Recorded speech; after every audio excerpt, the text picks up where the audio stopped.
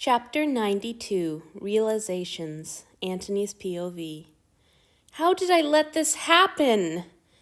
Antony's friends would probably have laughed until they toppled over if they'd been able to see him panicking about something that was so obvious, something that had been obvious for weeks. Of course Antony had known he was dangerously fond of Hanyu for a long time now. He'd understood that he was playing with fire, but he hadn't realized the full, horrifying extent of it until Offering's arms had wrapped around him. Hanyu was so warm.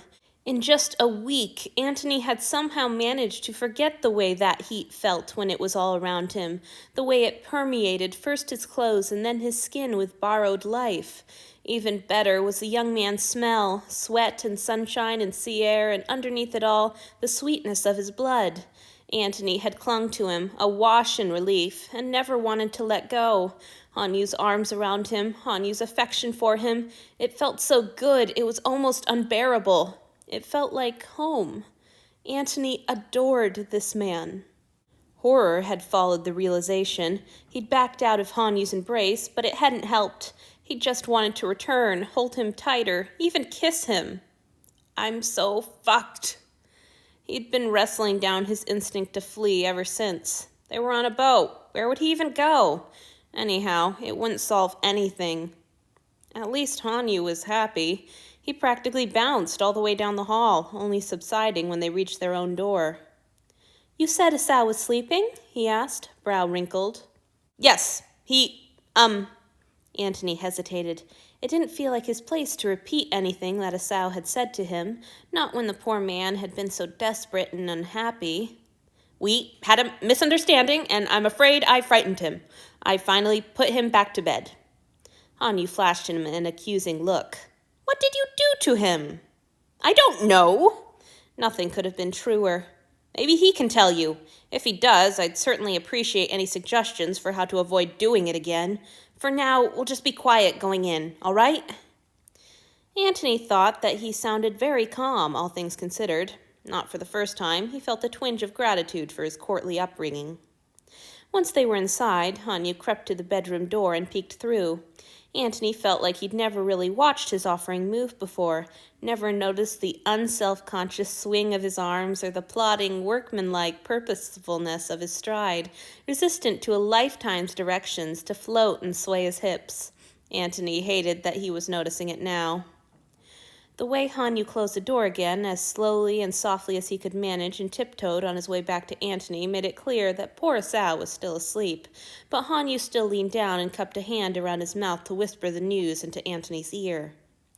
He's sleeping, Hanyu breathed, and Antony flinched and nearly trembled at the hot blast of his breath, the intimacy of it in his ear. What should we do? Why was he asking Antony? Antony's entire brain had spent the last few hours as a gibbering, panicking mess. All he'd been doing was jumping from, what did I do, to, what should I do, to, what would someone better than me do, to, what have I done? He was a wreck.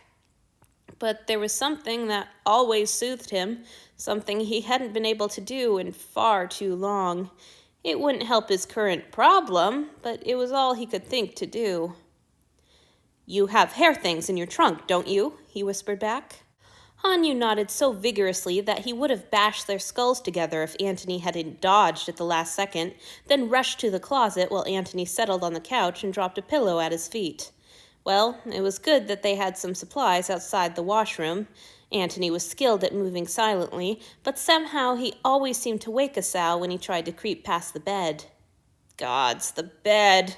Why had he promised to come back to bed? How would Asao react? He'd just have to make sure that Hanyu was in the middle so that Antony and Asao could be pushed and crowded until they fell out on opposite sides of the bed. At least that way they wouldn't see each other and be forced to make awkward conversation on the floor. When Hanyu returned, he had a hairbrush in a pouch. He frowned when he saw Antony's setup and leaned in to whisper again. Antony tried to steel himself against his breath, the proximity of his lips.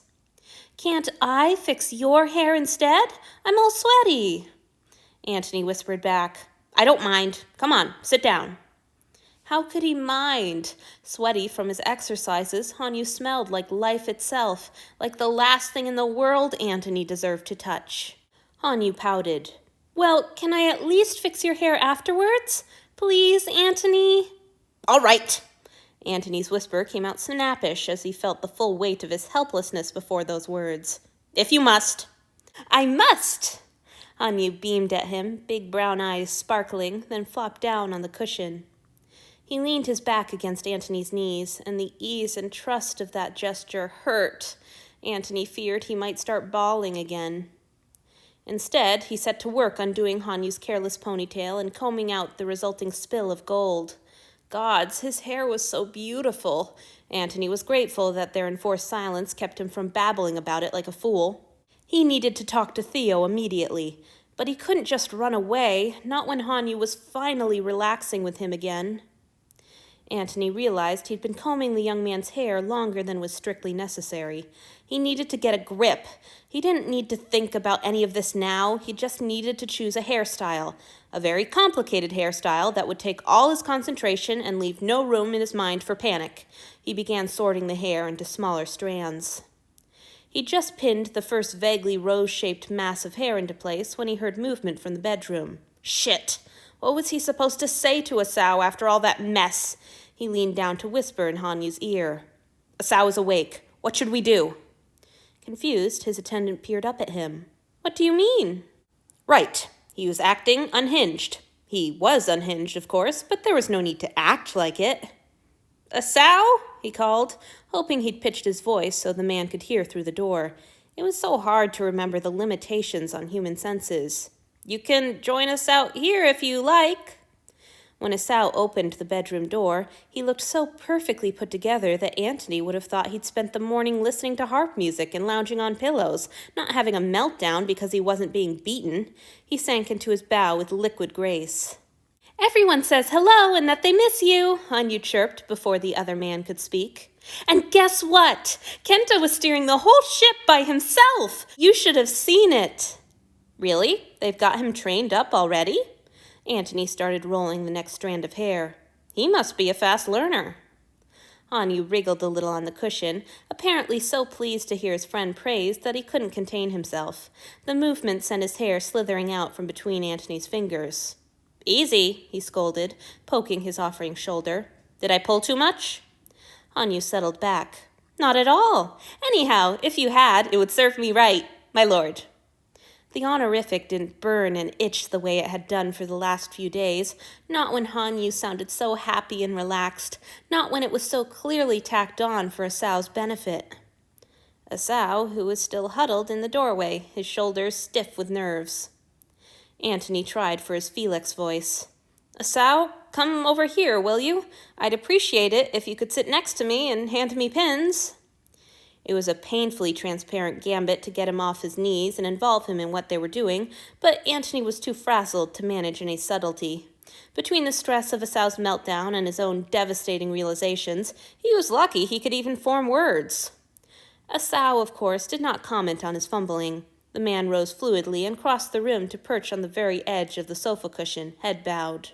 Your servant is grateful to be of use, my lord, he murmured, digging in the pouch with his unbandaged hand.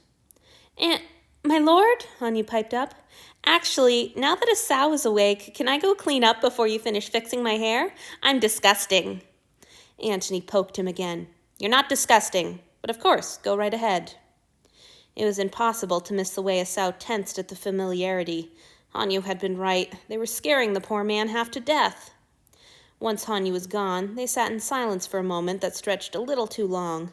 Asao somehow managed to look hunched in on himself despite the pliant looseness of his posture. Finally, Antony gave in and simply asked what he was wondering, whispering so Hanyu wouldn't hear.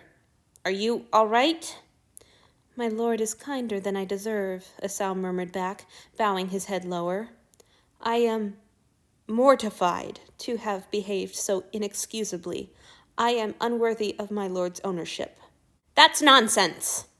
Antony's whisper came out more snappish than he'd intended, and Asao flinched almost imperceptibly. Shit. What I mean is, you didn't do anything wrong. You can't help getting upset sometimes. Please don't worry about it anymore. Yes, my lord, Asao agreed, smooth and subservient and clearly lying. They sat for another moment while Antony stewed in his own helplessness.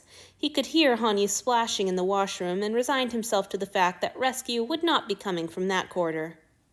"I'm sorry I upset you," he said at last. "But please believe that hurting you would give me no pleasure. It's the last thing I want to do. He almost said, "I want you to be happy," but stopped himself in time. A sow would probably interpret that as an order. Anyhow, it wasn't the man's job to manufacture happiness in the midst of whatever torments Antony was accidentally visiting upon him. It was Antony's job to do better so that happiness might eventually be possible. Blessedly, Hanyu returned, flushed and freshly scrubbed, beating so brightly that Antony's throat squeezed tight at the sight of him. "All right, sit down," he grumbled. Hanyu flopped down on the cushion with a graceless ease that moved him more than the most soulful dance routine ever had. "Yes, my lord, here's your pins." Ah, yes, the pins from the rose Hanyu had removed. Antony took them and tried to ignore the sparks that zinged up his arm when Hanyu's fingers brushed his. "What am I, 13?" He resumed his efforts, Hanyu chattering happily about Kenta and the others and all the messages they'd sent to Sao. Sao, for his part, silently handed over the hairpins when prompted, his hands trembling a little as he did. Antony was only half paying attention to any of it. Somehow, Antony needed to get to Theo before going to bed. There was no conceivable way he could curl up next to Hanyu and sleep, not with a hurricane in his brain. Talking to Theo would settle him down. She would be able to tell him what to do next, how to survive this. He needed to find Theo, get her alone, and get her to put her arms around him so he could hide his face in her strong shoulder when he said, "I think I'm falling in love with Hanyu."